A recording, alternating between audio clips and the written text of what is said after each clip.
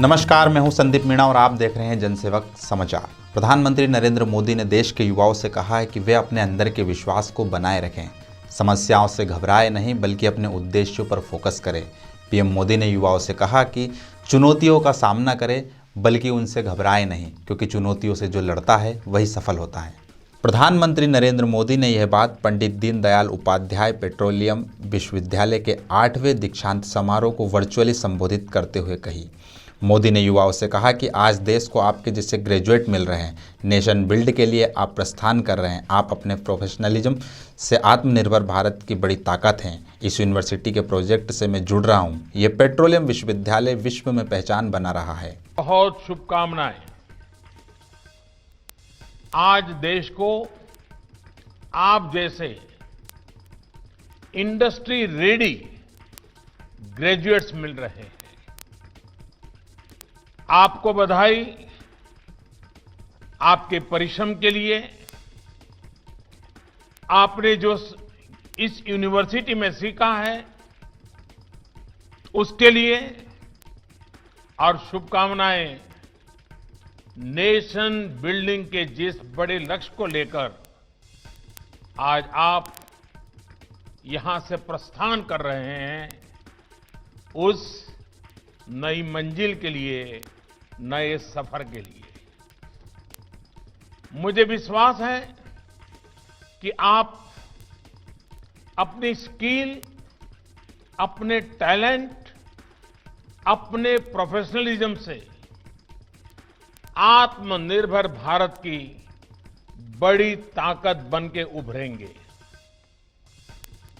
आज पीडीपीयू में जुड़े 5 अलग अलग प्रोजेक्ट्स का भी उद्घाटन और शिलान्यास हुआ है। ये नई सुविधाएं पीडीपीयू को देश के एनर्जी सेक्टर का ही नहीं बल्कि प्रोफेशनल एजुकेशन, स्किल डेवलपमेंट और स्टार्टअप इकोसिस्टम का एक अहम सेंटर बनाने वाली है। साथियों, मैं बहुत शुरुआत काल से इस यूनिवर्सिटी के प्रोजेक्ट से जुड़ा रहा हूं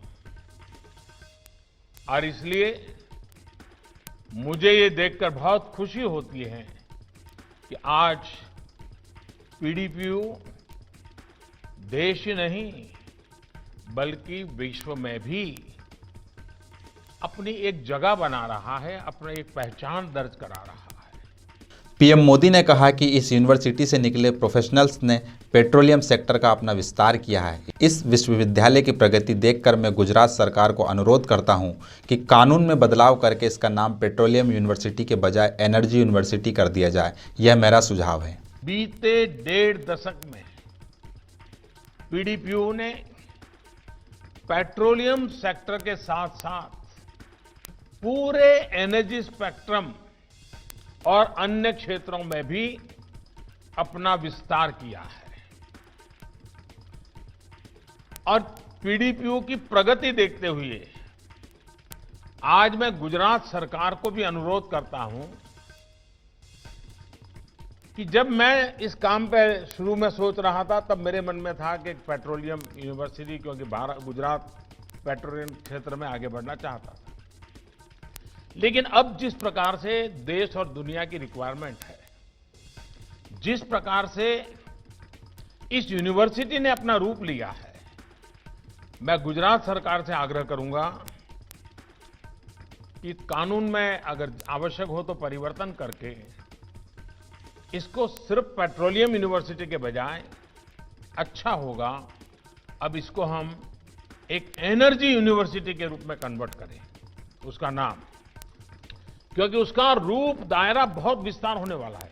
और आप लोगों ने इतने कम समय में जो कमाया है, जो देश को दिया है, शायद एनर्जी यूनिवर्सिटी इसका विस्तार बहुत बड़ा लाभकर्ता देश को होगा। पेट्रोलियम यूनिवर्सिटी कल्पना मेरी ही थी और आज मेरी ही कल्पना का विस्तार करते हुए मैं पेट्रोलियम की जगह पे पूरा एनर्जी सेक्टर को इसके साथ जोड़ने के लिए आपसे आग्रह करता हूं। आप लोग विचार कीजिए, अगर ठीक लगता है मेरा सुझाव तो उस पर देखिए। प्रधानमंत्री ने कहा कि पूरी दुनिया इन दिनों कोरोना महामारी की चपेट में है। ऐसे में अर्थव्यवस्था को लेकर भी सभी देशों में अपनी चिंताएं हैं। भारत की बात की जाए तो यहाँ पर पेट्रोलियम सेक्टर में अनंत संभावना है। इनमें भी सबसे ज़्यादा गैस और पेट्रोलियम सेक्टर में ज़्यादा संभावना है। साथियों, आज आप ऐसे समय में इंडस्ट्री में कदम रख रहे हैं, यूनिवर्सिटी से निकल करके इंडस्ट्री की तरफ बढ़ रहे हैं, जब पैंडेमिक के चलते पूरी दुनिया के एनर्जी सेक्टर में भी बड़े बदलाव हो रहे हैं। ऐसे में आज भारत में एनर्जी सेक्टर में ग्रोथ की, एंटरप्राइज स्पिरिट की, एम्प्लॉयमेंट की असीम संभावनाएं हैं।